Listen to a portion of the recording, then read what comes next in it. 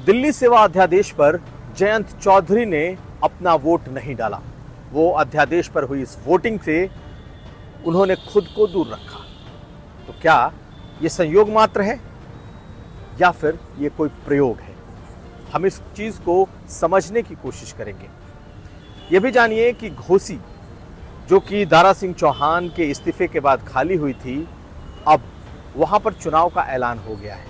तो कौन कौन हो सकते हैं उम्मीदवार और क्या मंत्रिमंडल विस्तार इस चुनाव के बाद होगा, हम ये भी समझने की कोशिश करेंगे। और साथ साथ राहुल गांधी अब भारत जोड़ो यात्रा पार्ट 2 लेकर निकल रहे हैं और इस बार उत्तर प्रदेश पर विशेष फोकस होने जा रहा है। ये तमाम खबरें आज का यूपी में। नमस्कार, मैं हूं कुमार अभिषेक, आप देख रहे हैं यूपी तक। हम हाजिर अपना न्यूज शो आज का यूपी लेकर।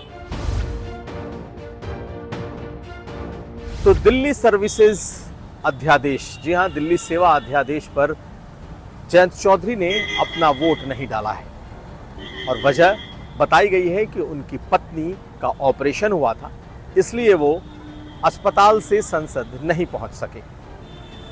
लेकिन चर्चा यह है कि क्या जयंत चौधरी ने अपना वोट सिर्फ इस वजह से नहीं डाला क्योंकि वो पत्नी के साथ हॉस्पिटल में रहना चाहते थे, या फिर एक प्रयोग उन्होंने किया है। जैसे ही कल रात इस पर वोटिंग हुई संसद में, तो जीत से कहीं ज्यादा चर्चा, जीत या हार से कहीं ज्यादा चर्चा इस बात की शुरू हो गई कि आखिर जयंत चौधरी इस वोटिंग से क्यों दूर रहे। बीजेपी नेताओं में तो खुशी की लहर थी, बाँछें खिली हुई थी। उत्तर प्रदेश में तो जेपीएस राठौड़ ने कहा कि अब जयंत चौधरी को सूट सिलवा लेना चाहिए, यानी कि उन्हें केंद्रीय मंत्रिमंडल में शामिल होने के लिए तैयार होना चाहिए। ओम प्रकाश राजभर ने कहा कि उन्हें पहले से मालूम है कि जयंत चौधरी इस गठबंधन में आएंगे। डिप्टी सीएम केशव मौर्य ने कहा कि अब जयंत चौधरी ही बताएं कि आखिर उन्होंने वोट क्यों नहीं डाला।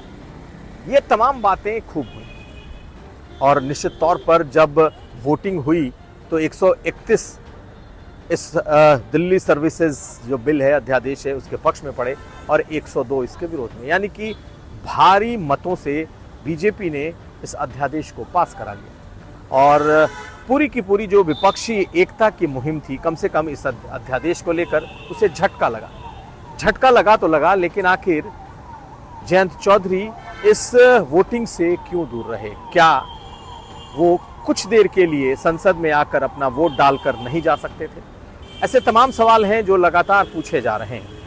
लेकिन जब हम कहते हैं कि क्या महज ये संयोग है या फिर ये कोई प्रयोग, तो इसे लेकर एक चर्चा इस वक्त चल रही है और चर्चा ये है कि जयंत चौधरी से आम आदमी पार्टी ने समर्थन खुलकर मांगा ही नहीं, या यूं कहें विपक्ष के तमाम बड़े नेताओं से अरविंद केजरीवाल खुद जाकर मिले और उन्होंने अपने इस समर्थन के लिए, अपने इस मुहिम के लिए समर्थन मांगा।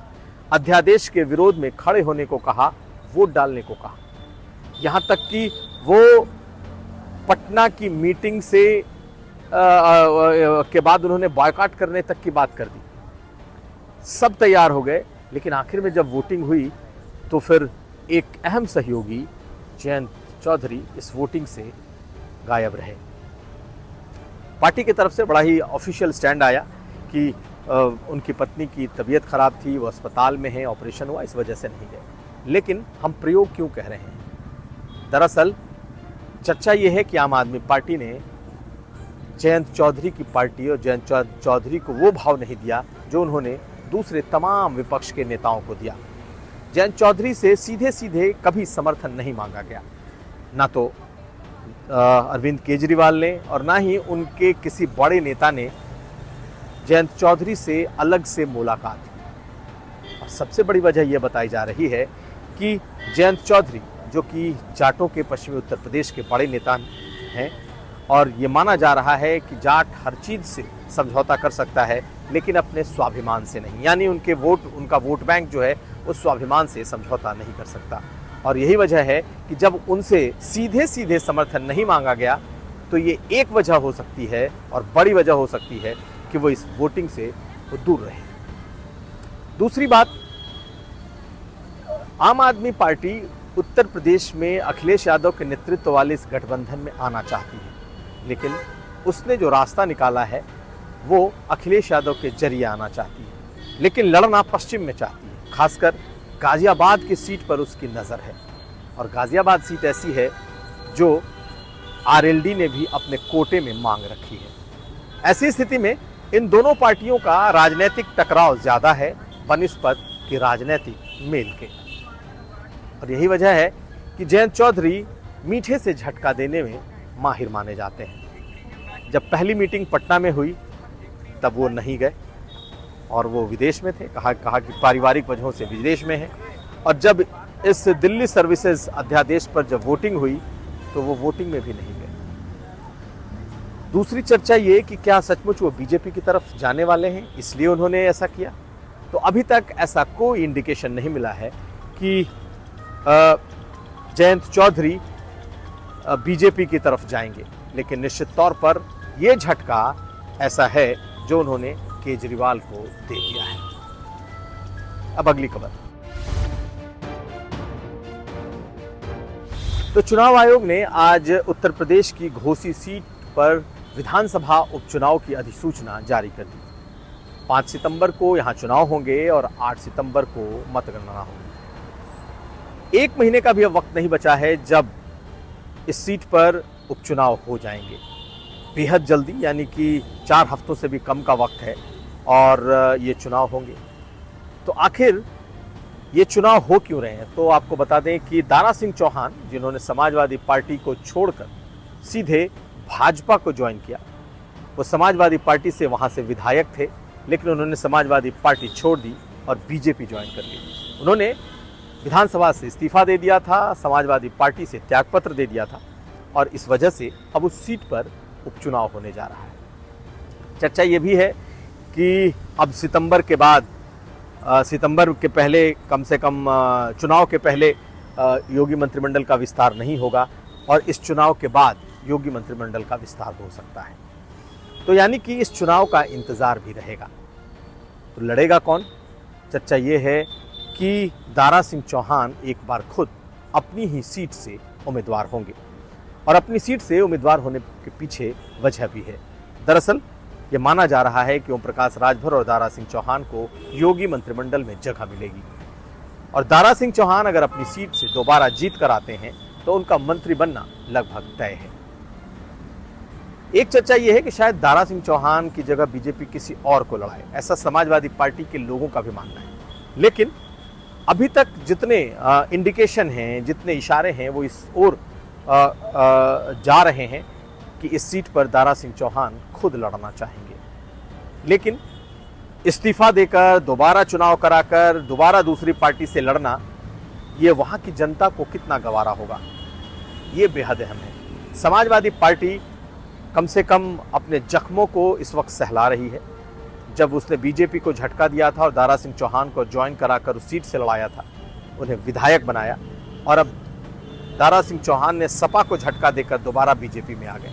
ऐसे में समाजवादी पार्टी ने भी इस सीट के लिए अपनी तैयारी कर रखी है। सुधाकर सिंह पुराने समाजवादी पार्टी के नेता हैं और पूर्व विधायक हैं। उन्होंने जब उन्हें टिकट पिछली बार नहीं मिला था तो बागी होकर उन्होंने चुनाव भी लड़ा था। लेकिन ऐसा माना जा रहा है कि अगर दारा सिंह चौहान यहाँ से चुनाव लड़ते हैं तो समाजवादी पार्टी अपने पीडीए के साथ इस ठाकुर कैंडिडेट के वोट बैंक को जोड़ सकती है और सुधाकर सिंह पर दांव लगा सकती है। लेकिन अगर बीजेपी ने अपना उम्मीदवार बदला तो समाजवादी पार्टी भी अपनी स्ट्रैटेजी बदलेगी। चूंकि ये सीट अति पिछड़ी जातियों की है, दलितों की है, मुसलमानों का दबदबा है, ऐसी स्थिति में अखिलेश यादव अपने पीडीए पे, यानी कि जो उनका पीडीए गठबंधन है, उसके मुताबिक वो यहाँ पर कैंडिडेट दे सकते हैं, पिछड़े, दलित और अल्पसंख्यक मुसलमान।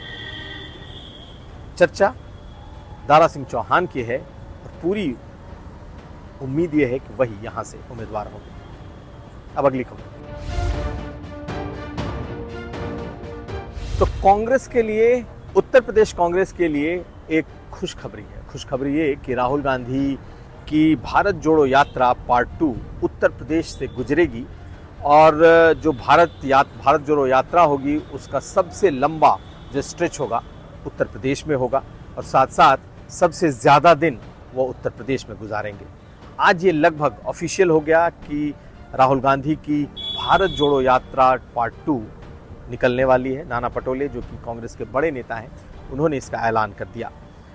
गुजरात से लेकर कोहिमा तक की ये भारत जोड़ो यात्रा है, यानी कि सुदूर पूर्व से लेकर सुदूर पश्चिम से लेकर सुदूर पूर्व तक की ये उनकी यात्रा है। हालांकि इसके फाइन डिटेल्स अभी आने बाकी हैं कि कितने दिनों की यात्रा होगी, उत्तर प्रदेश में कितने दिन गुजारेंगे। लेकिन उत्तर प्रदेश में कांग्रेस के लिए ये राहत भरी खबर है। लगभग मृतप्राय कांग्रेस में जान फूंकने के लिए और 2024 की तैयारी के लिए ये राहुल गांधी का एक बड़ा दांव माना जा रहा है। जिस तरीके से भारत जोड़ो यात्रा ने राहुल गांधी की छवि बदली है, कांग्रेस पार्टी को लगता है कि जब उत्तर प्रदेश से उनकी यात्रा गुजरेगी तो कांग्रेस पार्टी में एक बार फिर से जान आ जाएगी और 2024 में वो प्रधानमंत्री मोदी के मुकाबले, बीजेपी के मुकाबले एक बड़ी ताकत बनकर उत्तर प्रदेश में चुनाव लड़ेंगे। तो नजर रहेगी हमारी राहुल गांधी की भारत जोड़ो यात्रा पार्ट 2 पर। तो ये था आज का यूपी। हम फिर हाजिर होंगे, तब तक आप देखते रहिए यूपी तक।